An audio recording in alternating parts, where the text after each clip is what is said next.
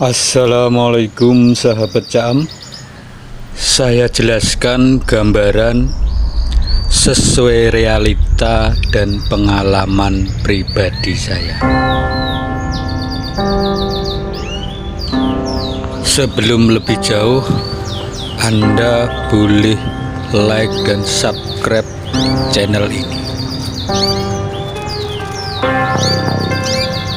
Faktor pertama yang menyebabkan ular menyatroni rumah kita adalah piaraan kita. Burung piaraan kita adalah salah satu camilan favorit bagi kalangan ular. Pada beberapa kasus, ayam, kambing, bahkan manusia bisa menjadi santapan segar bagi ular yang berukuran cukup besar. Kemudian faktor yang paling utama penyebab ular menyatroni rumah kita adalah kondisi lingkungan di sekitar kita. Sebagai contoh kasus, di lingkungan saya saja yang dekat dengan area persawahan yang pada umumnya dijadikan oleh ular untuk berburu mangsa seperti kodok, tikus, dan binatang kecil lainnya. Tambah lagi jika di sekitarnya terdapat banyak semak belukar yang merupakan tempat yang sangat ideal ular bersarang dan berkembang biak.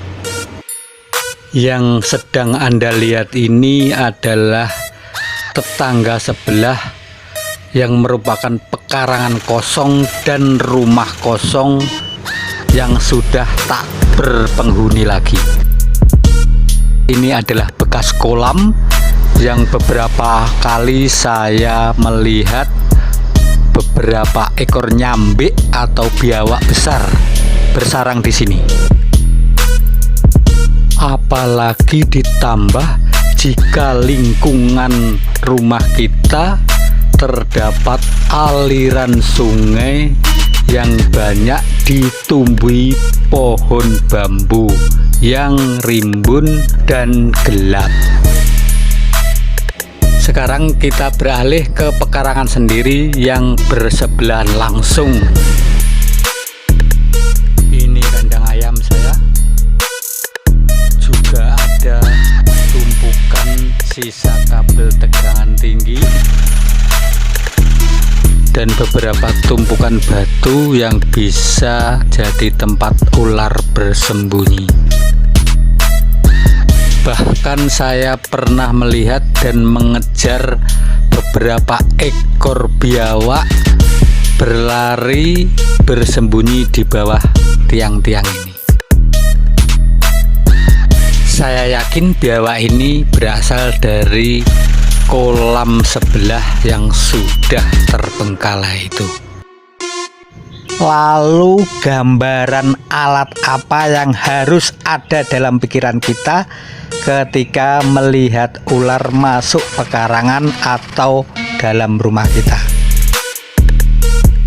Kalau para emak-emak sih biasanya kalau melihat seekor ular yang masih jauh aja biasanya sudah teriak-teriak, "Ulo, ulo, ada ulo, lontong!" sambil gidru-gidru, jijik atau takut. Spontan mencari tempat yang tinggi seperti kursi atau naik meja atau yang lain untuk menghindar. Tapi kalau kepergoknya di dapur, bisa jadi semua alat dapur jadi sasaran untuk melempar ular-ular itu. panci, piring, penggorengan, mungkin kompor, bahkan mungkin lemari es kalau kuat dilempar begitu saja.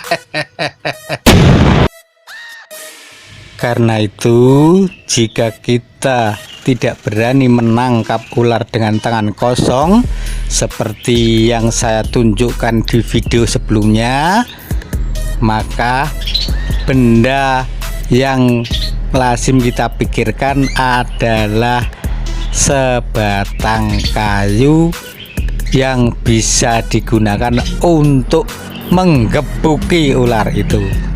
Tapi yojo sapu rek, sapu yo gampang patah, ndak bisa menaklukkan ular. Saya sarankan adalah mencari senjata tajam yang ada di dalam rumah kita, atau alat apapun yang sifatnya tajam bisa kita pakai untuk menangkap atau melumpuhkan ular-ular itu.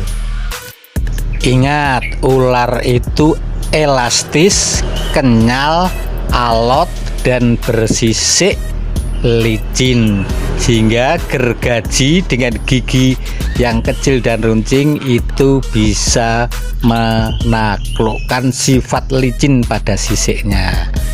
Dan yang paling penting, pengendalian diri kita, jangan sampai panik dan nervous berlebihan. Jangan sampai kita kehilangan jejak ular itu ketika di dalam rumah, sehingga kita tidak tahu keberadaan ular itu apakah sudah keluar rumah atau masih di dalam rumah kita. Ular yang tertangkap hidup-hidup utuh, jika kita tarik badannya hingga tulang belakangnya renggang, dia sebenarnya langsung lemas tanpa tenaga. Limpruk. Silahkan beri komentar, like, dan subscribe, bunyikan loncengnya. Thank you.